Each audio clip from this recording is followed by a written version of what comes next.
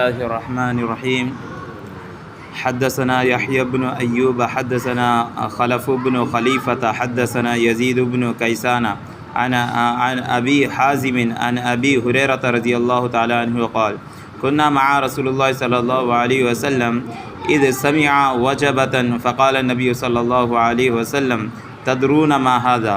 قال: قلنا الله ورسوله أعلم.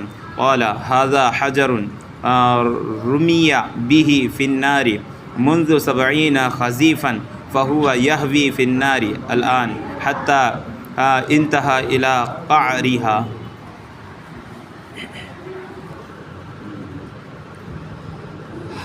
हज़रत अबू हुरैरा रज़ी अल्लाह ताला से रिवायत है कि हम रसूलुल्लाह सल्लल्लाहु अलैहि वसल्लम के साथ थे कि एक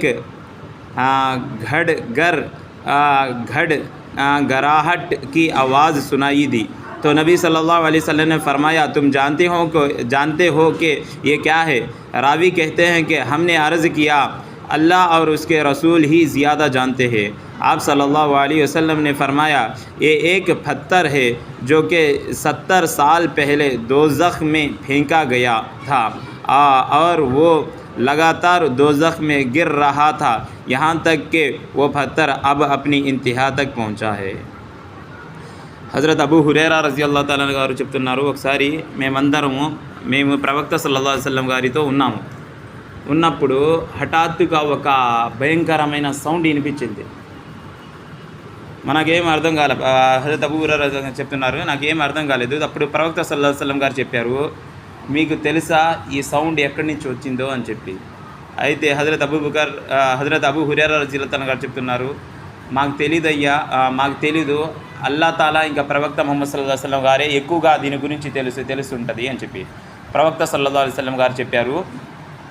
ఇది ఒక రాయి సౌండ్.